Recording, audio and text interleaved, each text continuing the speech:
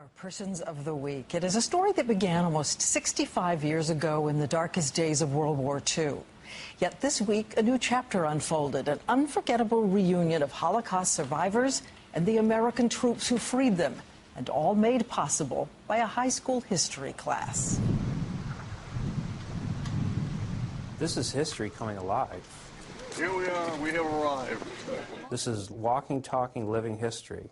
They're shaking hands with the past. It was 2001 when high school history teacher Matt Roselle decided to begin an oral history project. He and his students would just interview family members in the small town of Hudson Falls, New York, to capture fading stories of World War II. Did you mention the train at all, just before? No, I didn't tell them about the train. The students unearthed a forgotten crossroads in history. Near the very end of World War II, April 13, 1945, the American 30th Infantry Division was pushing its way into central Germany. We came to a place where there was a long train, boxcar. They found a train holding nearly 2,500 emaciated Jewish prisoners, many just children. This is Belsen, being moved from the Bergen-Belsen concentration camp to another camp and certain death. Their German guards had just abandoned them, fleeing the Americans. A feeling of helplessness. What are we going to do with all these people? We had never, ever seen anything so filthy. The American soldiers fed the prisoners and brought them to safety. For 42 years, I collected anything that I could to try to find any article regarding the train. It just didn't exist. But Mr. Roselle's class put their interviews with veterans up on a website, along with these photographs taken by the American soldiers. Just very courageous people. Little girls who with big smiles on their faces, woman with her arms out, just aware that the Americans are there. Out there on the web, Holocaust survivors all around the world began to notice. How many people will have a picture of their moment of liberation forever? A reunion of survivors and their liberators took place this week at Hudson Falls High School. When they speak to us, you can't say that you feel how they felt, but you get the feeling. You feel like you were there. In an age where there are still those who deny the Holocaust ever existed, these survivors say they are the living proof. It's not for my sake, it's the sake of humanity that they will remember. And so we choose history teacher Matt Roselle, his class, the Holocaust survivors of that train, and those American soldiers who kept them and their story alive.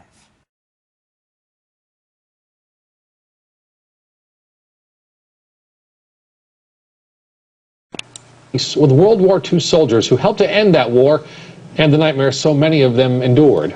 Teresa Priolo reports.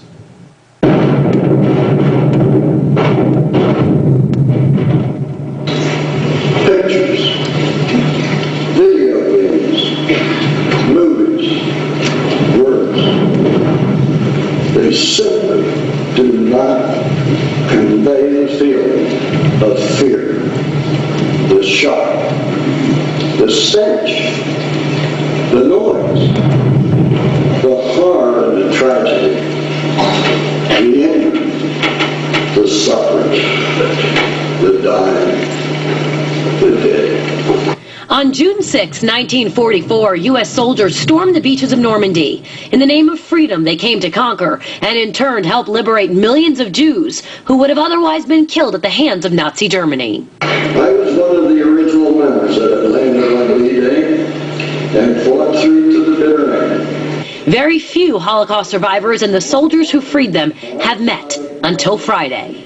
I never ever imagined that I am going to see face to face, shake hands, hug some of those people who on that 13th of April 1945 on that train gave back our lives, gave back my life. Survivors like Leslie Measles came from all over the world for this annual reunion, recounting their harrowing tales of life in work camps, starved and sick, cheating death on more than one occasion. But like Measles, it's only decades later in Hudson Falls, many have come to understand how truly lucky they are to be alive. For some soldiers and survivors, this is the first time they're reuniting like this. Others have been here before, but for many, because of their age, this may be the last time they're able to get together like this, which is why it is imperative that their stories leave an impression that time cannot erase. I am kind of dedicated to give the message to the future generation so my past could never become their future. In Hudson Falls, Teresa Priolo, CBS 6 News.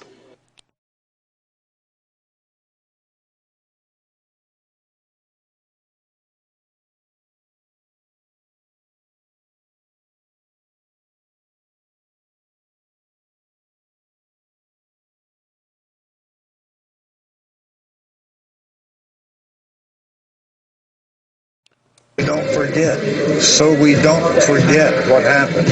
Holocaust survivors and the American veterans who liberated them give an unforgettable history lesson in Hudson Falls. Good evening, I'm Elisa Streeter. It's becoming an annual tradition, a reunion of soldiers and the Holocaust victims they helped free. Organizers say it's important for students to hear what happened rather than read it in a textbook. As News 10's Mark O'Brien shows us, the goal is to not let history die. At 94, Frances Curry is the last surviving World War II Medal of Honor recipient from New York. In 1944, during the Battle of the Bulge, Curry was cornered by the enemy. Yet he not only forced the Germans to retreat, he rescued 5 comrades, 2 seriously wounded. I saw it. I was there. I smelt it. That was one of the things you'll remember, that odor. He's one of a dozen speakers telling these Hudson Falls students first-hand accounts of the Holocaust, including survivor Sarah Atzman. They took away our life, our soul, and people need to learn about it. 12 years old and forced into labor, she tells her story through art. The idea for a program like this started 8 years ago when history teacher Matt Roselle created a special website based off of interviews he did with 2 World War II veterans. Over time, it became so popular that he held his first reunion back in 2007, and there's been one every year since. It was hell, let me tell you, what happened over there. Veteran Buster Simmons is patriotism personified. He says this is how history needs to be taught. If I can do anything to keep it from happening again by just going around and talking to people, man, I'll do it. A living lesson from those who saw it happen. Mark O'Brien, News 10.